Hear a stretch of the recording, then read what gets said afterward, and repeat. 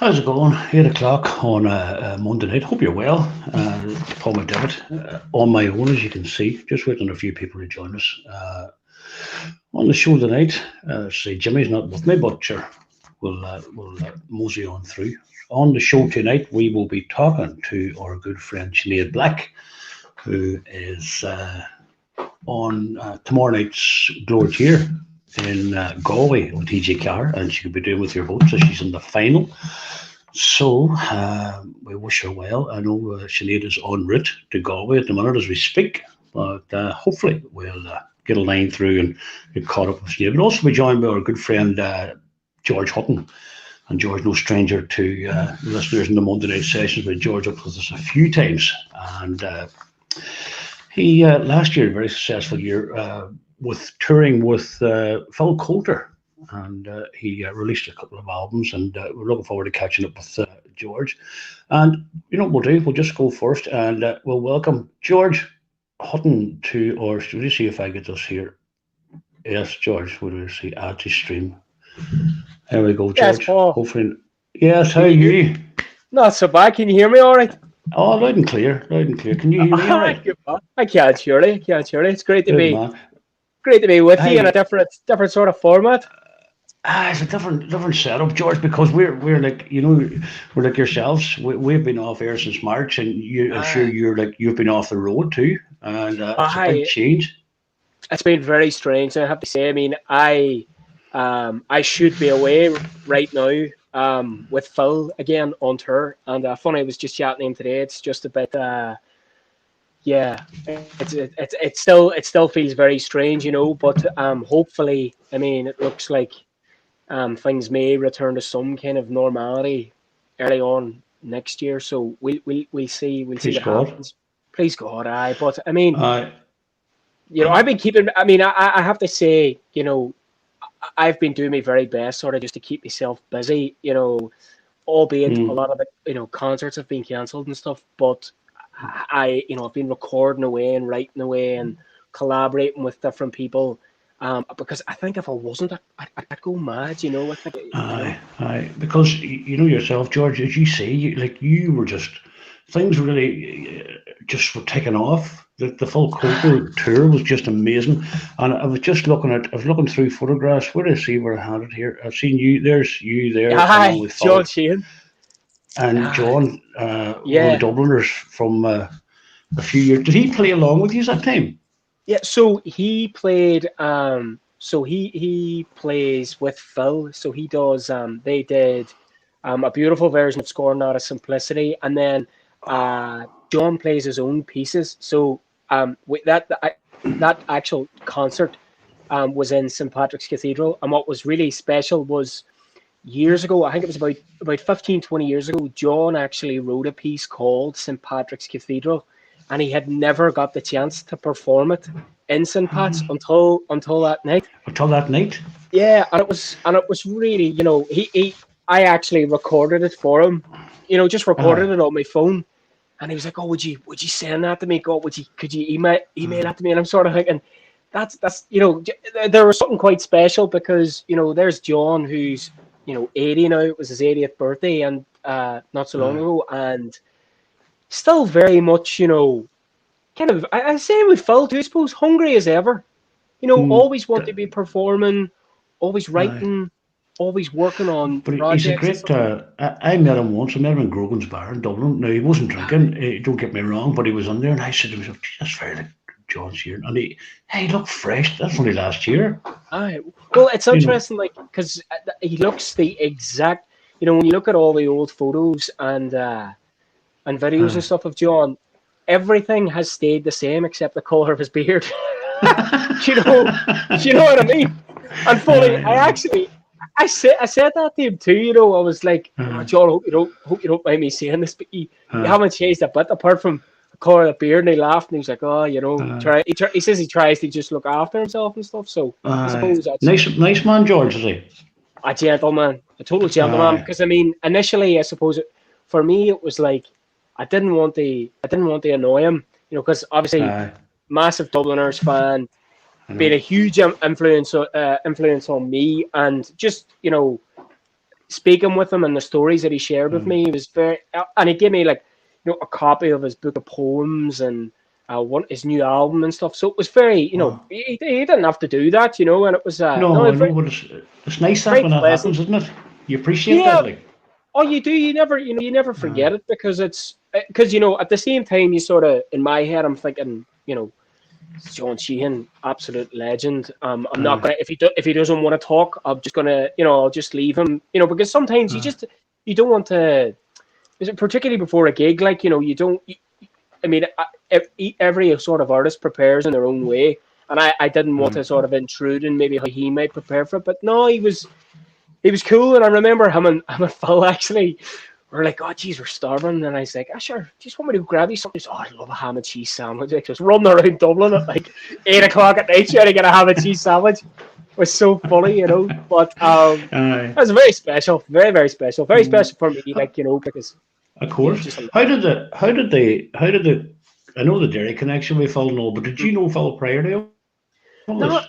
Not really, no. So basically, how that all came about was a good friend of mine, Fergal Murray, was one of the pianists that was on the Five Irish Tenors tour that I did in 2017. Now Fergal's a Derry man, and he has worked with Phil for the best part of sort of 15, 20 years, and every night on tour, I got to sing "The Town I Love So Well," and he sort of, you know, and then towards the end of the tour, Fergal sort of said, "Look, I'm gonna mark Phil's card for you.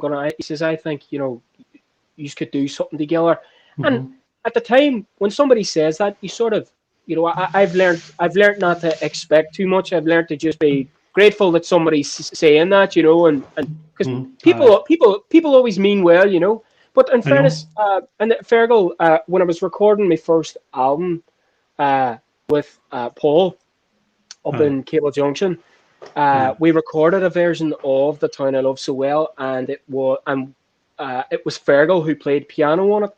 So we then, or not me, Fergal, sorry, sent the version that we recorded to Phil, and then Phil loved it, and was very, very kind about it, because it's, you know, sometimes it's a bit nerve-wracking when you're covering someone's song, and a living composer, like, and you're sort of thinking, and that's his song, like, that's his. Oh, that's the song, you know, like that's no pressure, like. No, exactly. So, no, he loved my version of it, and then he asked me to. There was a concert it was in Mayo, June. When was it? Not June of. Was it June of last year? June of last year, and he said, "Look, he sent me some songs to learn. I learned them, and then I went down to his office, and I was terrified. I was terrified. You know, I had the songs well learned, but you just don't want. You want to just make sure you're bringing your best, and then went down, rehearsed, had a great day with him. You know, he made it feel it was so relaxing, and then we did the gig, and it was really nice. I remember the last song was "Remember Me, Require Me," and got a great response. And he got up off the piano and he said, "That's a ball in the back of the net, kid." I'll never forget it. You know, he just whispered at me ear, "The ball in the back of the net." I thought, and then it just sort of from there we kind of, you know, during the whole when the lockdown started, I was lucky enough, you know, Phil wanted to do like a lockdown series, because one thing that I really admire about Phil is that he's no intentions of stopping anytime soon. No. He's very and so I'm still working on different projects with Phil, sort of behind the scenes as well. So is that at the minute, like, kind of thing? Yeah, Very good. like there's very good. He's written a few new songs, and he's asked me to sing on them. So there's one very good. There's one in particular that it's all I can't say any. No, don't be saying. No, I appreciate that. But it's nice just to be, you know, you know, it's interesting because when you look at all the people that he's been affiliated with and who's written for, like, you know, What's from you know, Elvis Sandy Presley, Shaw, Sandy Cliff Richard? Shaw, Cliff Richard, even Luke Uh, Kelly himself, and then he just did uh, a. It was, I think yesterday was Luke Kelly's. Yesterday would have been it Luke would have Kelly's been 80th, and he did a 80th. very 80th. I think it was because it was at Was it? 40. I think Was I it did see 1940 or something 40? somewhere. I think Something. he definitely either 70. It might have been 78 or was it 1942? I can't remember, but I know No, he I'm would the have been. same. But he uh Phil did a recording of "Scorn Out of Simplicity" with Ryan Hennessy, the lead singer of Picture This, and Oh, they just released it there. It just went up yesterday, and it's class. Like but it's a beautiful, beautiful, beautiful version. Yeah. but that's a song you know yourself. How it has to be sung by the Oh, right person and the right frame of mind. Do you know what I mean? oh, Because it's not absolutely. it's not I'll stick this on an album. It's such a No. passionate song. You know what I mean? Well, It's beautiful. I remember sitting in Phil's office with there's a producer working with Phil at the minute. His name's Dara Hoare, and he's excellent. And the two of us were sitting there, and Phil was recording a live version of Scorn Not, and Mm. he finished it, and for about 15 seconds, and what sort of felt like a lifetime, to be honest. You're kind of going, you know, it really hits you because it's obviously it's a deeply personal song to Phil, and it Mm. was just this moment of like, oh, what the, you know, Mm. who should I speak here? What the, you know, it was very, you know, I and then remember the it first time got, I heard it too. Same thing. How the first time I heard that song was like, wow.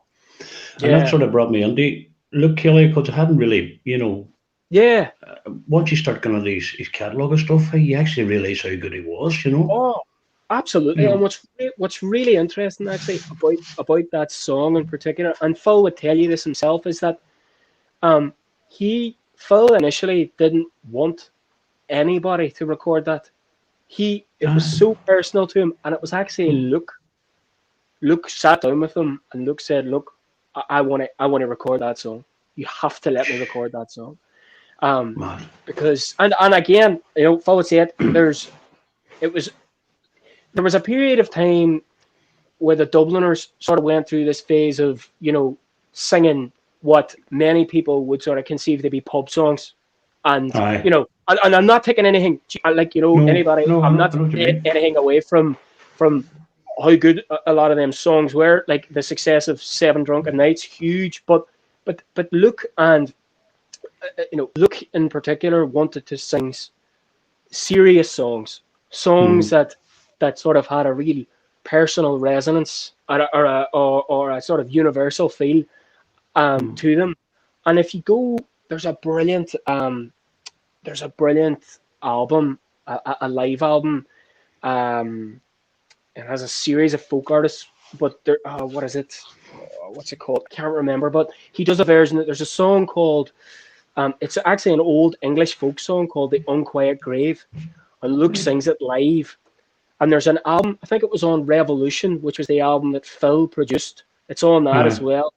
And that has songs like The Jail of Clonmella, um, uh, you know, the Spring Hill mining disaster, all these very, very sort of political, you know, sort of not overly politicized, but No, I songs know that what you had mean. No. a deep resonance with people. And Uh, what's interesting now, what I find, and it's something that I've, you know, if you look at the way the world is at the minute, we're in aye. a very the world is things have become very polarized. You know, Mm, we've some there's some, you know, big, you know, movements like, you know, you have the Black Lives Matter movement. You have aye. you know, a project, and one of the things that sort of that I think is very important is, and it's great to see it, is that, and I actually didn't realize this myself, but like a lot of the amazing Irish female musicians and singers that maybe weren't getting as much radio time or airtime as they should have Aye. been getting. Aye. It's great to see. It's great to Of course see it is. that now and hear some of Mm, these amazing artists. And I just feel that there's yeah, there's a movement within music at the minute Yes. You know, it certainly feels like that. It feels like it's kind of not that it ever went away, but now more than ever, it feels like there's a real there's something powerful coming through, particularly Mm. with this lockdown and with the coronavirus. I think it's given people time to sort of, you know, not everybody, but a lot of people to sort of sit back and have you know, really look in on things. You know, Well, I found that myself. But listen, I'm going to talk more to you, right? But I want to link up to the next guest, and she's staying with us. ah, You're all right to stay with me, aren't you? I've And got it. Yeah, good. Sinead Black. Oh, Sinead's away. Oh God, did she go there? Oh, I know she's on. She's on the route to Glory Cheer final tomorrow night, but that's a I'll see it coming up here, and she's done brilliantly, and we wish her well. Sinead has been up with us a few times in the Monday night sessions, and we always enjoy the crack with her. And she's very, very talented. And because of the lockdown, Glory Cheer was put off from March, and it's only back again now. But I just want to go back to yourself, George, from. Oh, there. Here, we'll try it again. We'll try it again here. What do you see? Just stay with me, and we'll press this wee button here. We have a blank screen. Sinead, are you with me? What do I see? No, we get. Oh, we're something here. We'll not worry, anyway. No, I know she's in the car, like so. Well, we'll come back. We'll come back. We'll come back again. There's no big panic. Um, oh, George, initially singing was in the home. Your mother was a good singer, isn't that right? I well actually, my mother and my father have My father both. far as well. Yeah, I mean, my dad was always singing folk songs and around the house, and my mother was always. I mean, one of the things my mother loved Maria Callas. You know, Mm. you would have heard, you know, Madame Butterfly playing around the house and stuff, and I think that's kind of where I had an interest, you know, for classical music and stuff too. Aye. Um, uh, but yeah, my parents have always been hugely sort of inspirational in that. You know, they've never, I was never sort of forced into anything. It was always, if this is something that you love doing and something that you want to pursue, then I always had their blessing, you know. Did you do Um, the face at all? no, well, actually, the only time I did the face was in primary three. That was it. Primary three, and Aye. I came third. I was devastated. I'll never I forget. was I was on one time, and I still go on about it yet. I was way back, and I was doing this face, this flipping poem. I don't know what it was rubbish, and me and my dad was sitting there, and they read out everybody's name, bar me, you know. And I thought, oh, Oh here we no! go. And I thought, Oh Jesus, no! didn't read out my name to come up on the stage. And my dad had to go up and Oh, say, "I'm an Orby here." You know, it was oh awful, George, no! awful. And that was Oh my only Jesus! experience. But the face and that, they're brilliant Mm. because my granddaughters all go to it and they really love it. Okay. But did you study music, George, or did you train as a singer or So lessons? yeah. So I mean, from the age of about 14, 15, I was sort of singing regularly at different trad sessions and things like that. But then as I got a bit older, I did my so I did my grade five with Owen O'Callaghan, who is now, you know, I mean, he's a multi instrumentalist and he's, you know, he's a brilliant musician. He's doing great. He's teamed up with a guy, Ryan Vale, and they won the NI Music Prize actually last year. I think it was for album of the year. Mm. An album called Borders, which was Ryan Vale and Elma Orchestra. That's Elma Orchestra would be Owen's sort of pseudonym. I think for me, there was never really a that I was never pushed into doing that. That was something that I always wanted to do myself. I believe Mm. if you have an instrument, you know, and if my voice is my instrument, I think it's good Aye. to pursue. Uh, just you know, try it. It's always good to unlock things that maybe you weren't aware of, or things that you maybe you couldn't access properly without some form of teaching. Um, and then I had another brilliant teacher. 2 years ago now, um, a Mexican tenor called Benito Rodriguez, who's, you know, is a sure How'd you thing. meet him? How'd you meet him? So I met him through Owen Right. O'Callaghan's sister-in-law. So Owen O'Callaghan's uh, wife, Kitty, her sister, Laura, married Benito. And I would have known Ah. Laura. I would have known Laura in singing circles and stuff. And then I asked Benito. I just asked him if he wouldn't mind taking me for some lessons, and it really took things up a notch because Benito comes from a very strong sort of operatic background, but I was never, for me, it was never about pursuing opera or anything like that. It was more just I knew that I could, like for example, there are certain pieces of music that I've always wanted to sing, Yes. that I couldn't, I didn't really have the confidence to sing because I just didn't know how to control my The voice breathing and properly. all. The whole It's part. breathing, the soft palate, everything like that. All these things that are very much, they're it's all physical. Do you know what I mean? It's all these different things. So that was an amazing experience.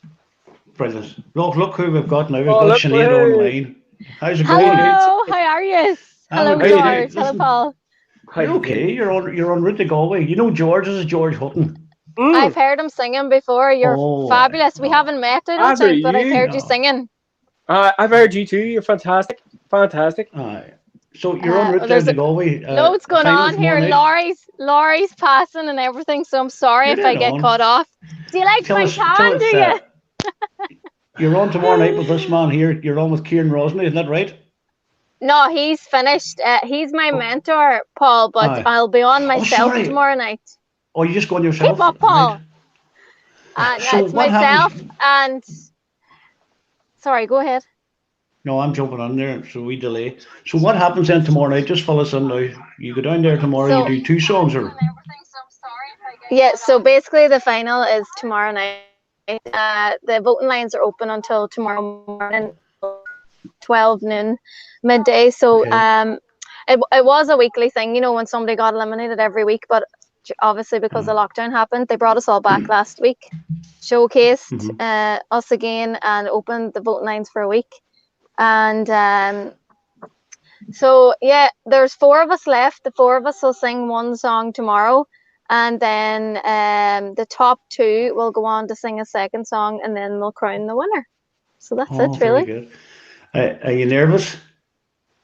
I'm not, because last week I destroyed the night with nerves. I had to sing Ascaliga and English, Oh, and I challenged myself because, I'm sure George is the same. We all like to do that.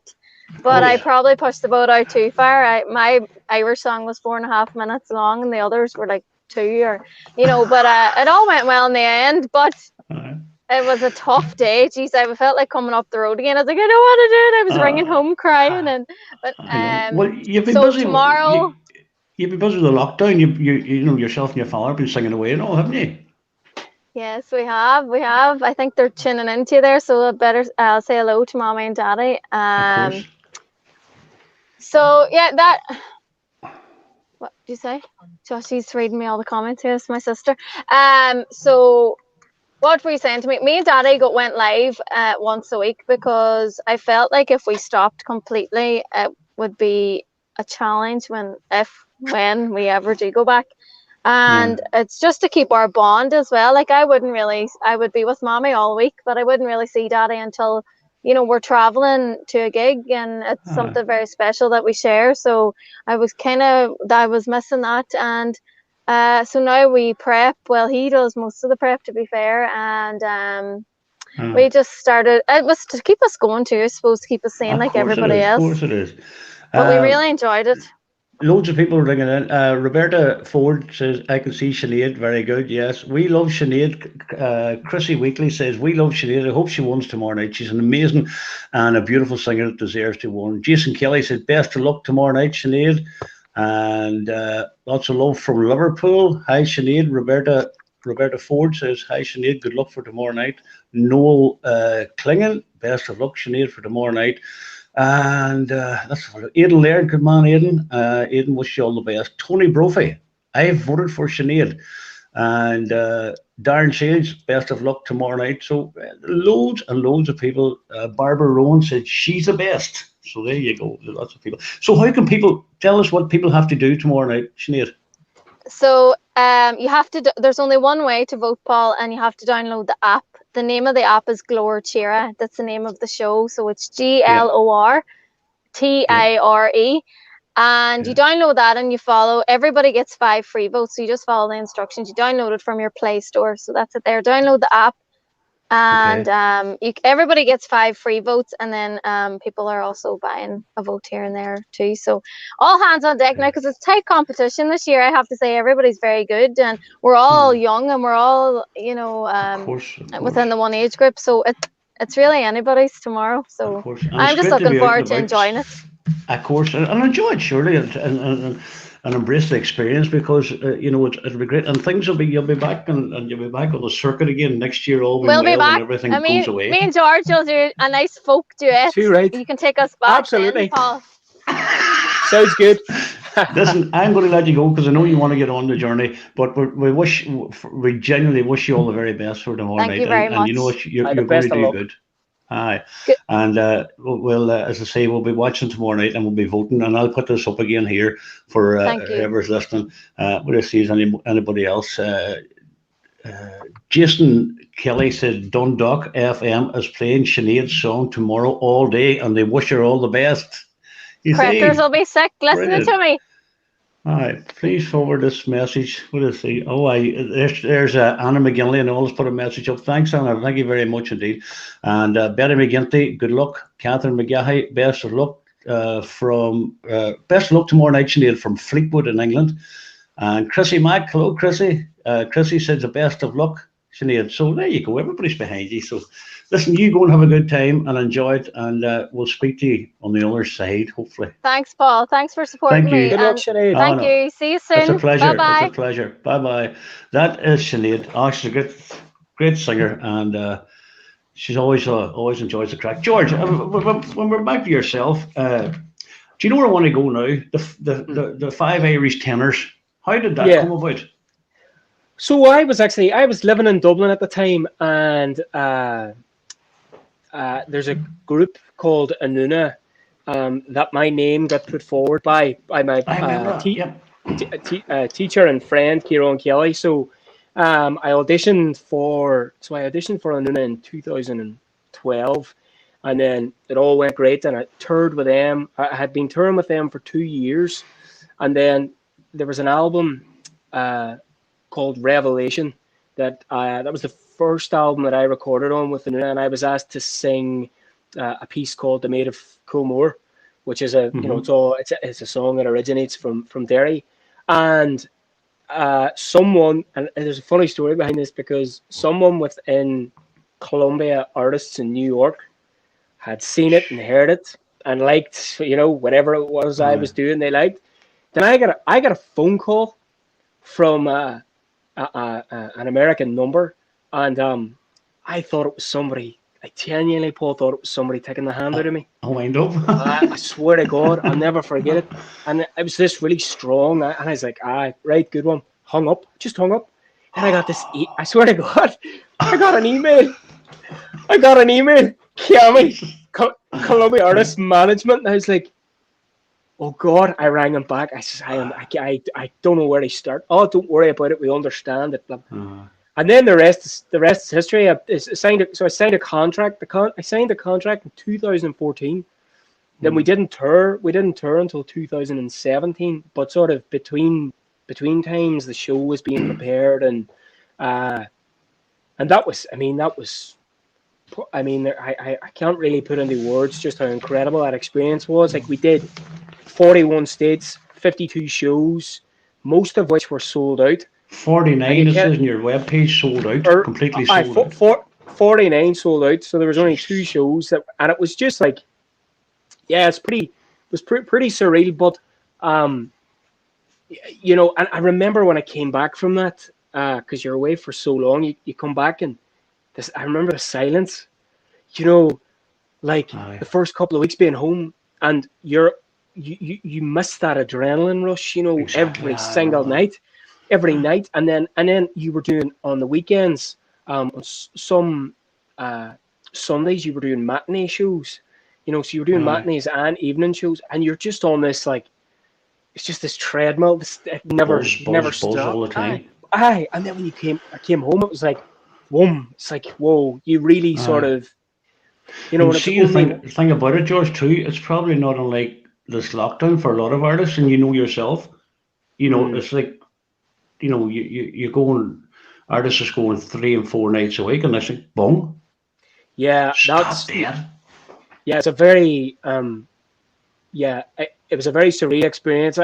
Similar sort of thing when that happened. I was looking forward to um like I had a pretty busy schedule lined Aye, up, you know, as I did know. a lot of artists. And like I mean, I was, you know, don't get me wrong, I was still very fortunate to be involved in a number of different projects, but it doesn't really compare to performing live. You know, it's No, I not the know. same. And as much as, like, for example, you know, I got to perform as part of the BBC Proms this year, which was amazing. But that was supposed to be at the tight.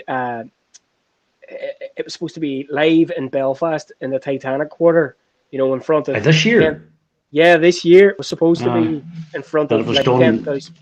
It was done, and it was lovely. It was nice how they did it, but it was done, you know, it was televised in like different care homes and things like that, and very tasteful. It was really, really nice, but you Mm, still, you know, playing with a, you know, a live orchestra, and you know, would have, you know, do you know what I I mean? know, of course, of But course. still, but still, very grateful. But the big thing for me that has sort of come out of all this is, and I'm so grateful to be working with like Paul Casey, who is a phenomenal producer.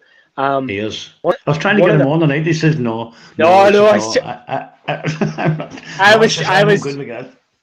I know Paul's amazing. Paul Of like you course, know. it's brilliant. But you know, and I was chatting, I was up in there the other day, and we're working on, you know, one of the big things that has come out of all this for me is, you know, when speaking with Paul, is that it's long overdue for myself. I only want to release original material now for the Aye, foreseeable, and that's yes. been a big step for me because I have reams of songs written that I don't know what it was. I think more than anything, I think I found myself getting. I mean, I don't know. I was getting steered in a direction that where everything was, you know, with the 5 hours, 10 hours, and Nuna, things like that, which have been amazing.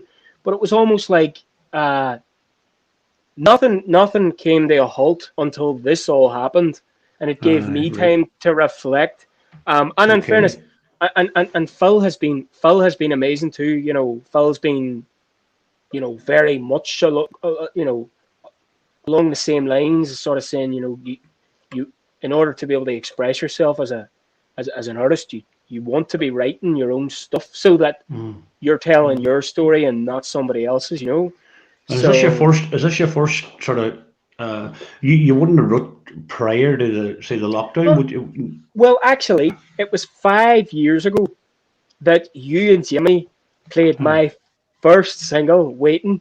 That was Aye. 2015. So that was the last time I released an original song. So, and if you imagine, like in that window, 2014 onwards, I was involved with different productions, different groups, Aye. and uh, you know, and was pretty busy, which has all been great. But it's been a real, like, for example, you know, I remember sitting up with Paul and going through a song, and all of a sudden this wave of emotion came over me, and I thought I started crying, and I sort of Aye. thought, that's what it feels like to Aye. write your own stuff and put something into Aye. words, you know, that is probably easier said probably easier to say it in a song than it is to actually speak the words out loud, if that makes sense, you know. So, if you're writing, George, if you're writing,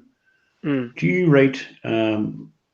Do you write how you feel at that particular time? Is it an emotion?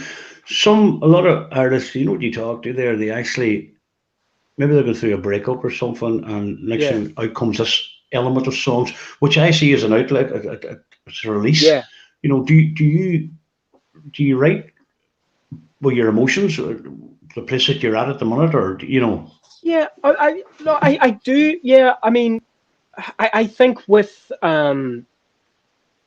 in life, when something great happens or something terrible happens, you have Mm, this, you become overcome with various emotions, and with emotion definitely comes a spark to write, because in that moment something powerful has happened.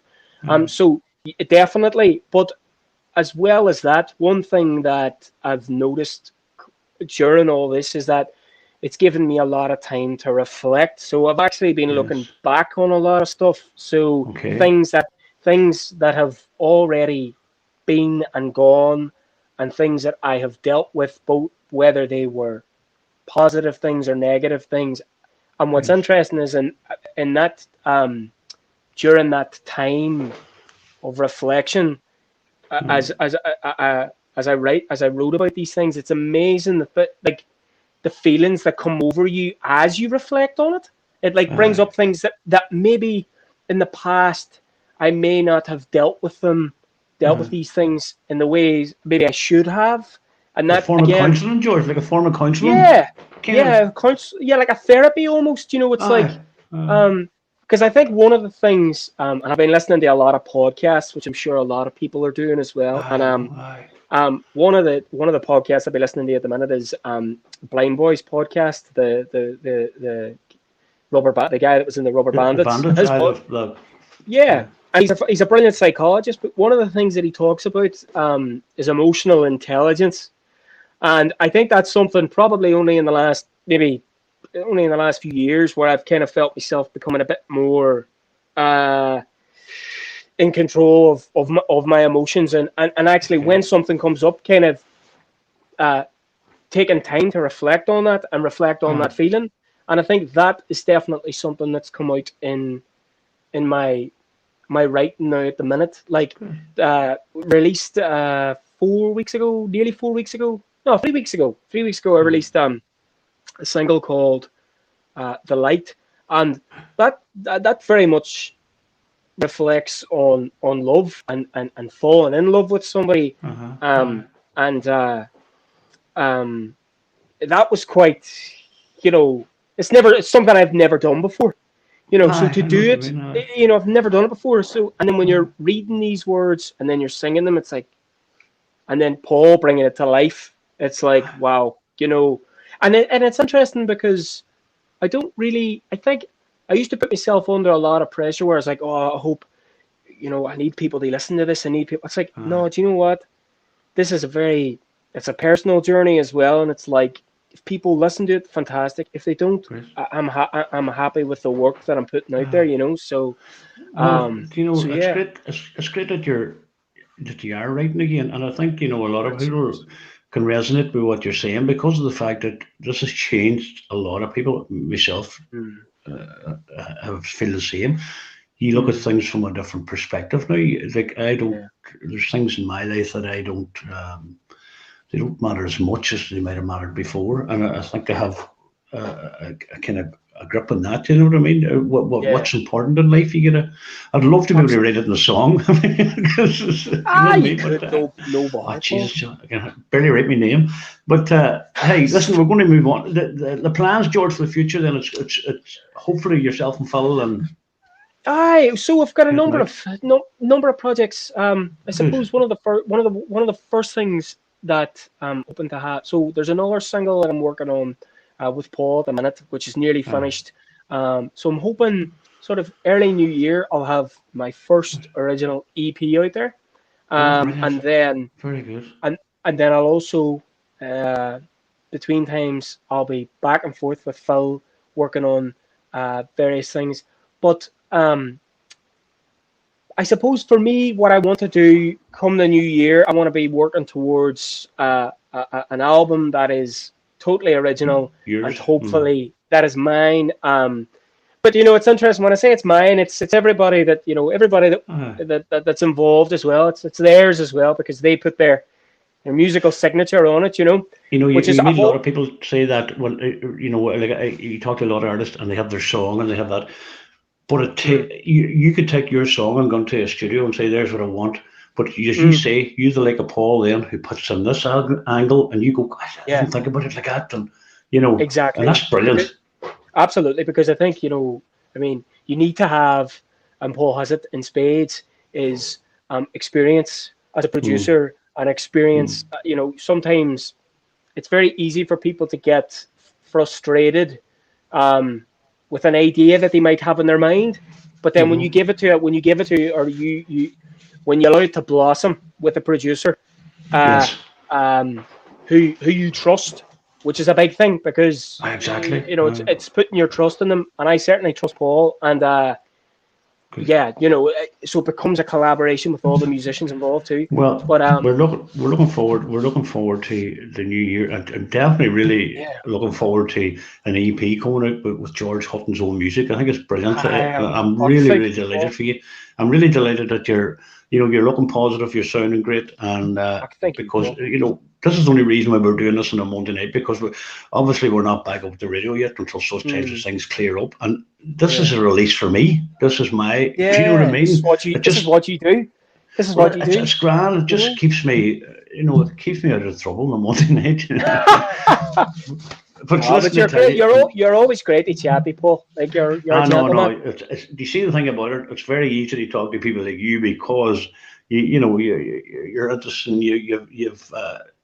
You're inspirational because of you. You've been through a lot too, and you have, and we've spoken about things before, and you've come a long way from more things, and we wish you well.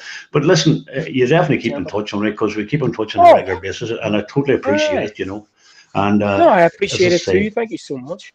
No, you're more than welcome. Listen, we're going to let you go, George. All right, boss. The pleasure's mine, say.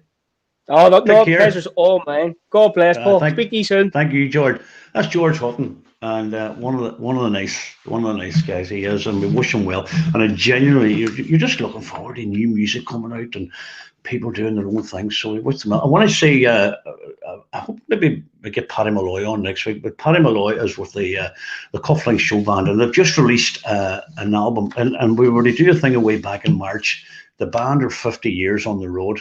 50 years in the band, and one of the best wedding bands in the country. Paddy and the whole family's involved there. They've released the album. It was recorded up with Brian Kerrigan up in his studio up there in Harmony Studios, and I think there's 12 tracks in total. It's available in loads of places around Donegal, so if you want to help the boys out there, they're really, really good. So we wish Paddy and, as I say, the Cufflinks Band all the best for this new album. 50 years on the go, and no better men, and they're good fellas. By the way, Breaching Car has a new song out, and it's just absolutely brilliant. A little bit diva. If you get a chance, listen to that. It's an amazing song, and featuring the Henry Geards. And when we're on it, we want to say congratulations to Jolene from the Henry Geards on the birth of their new daughter, Sarah Muriel at the weekend. So the best of luck to you. Right, listen, thanks indeed for tuning in. I hope you enjoyed what we brought along with. As I say, Sinead Black. We wish Sinead all the very best tomorrow night.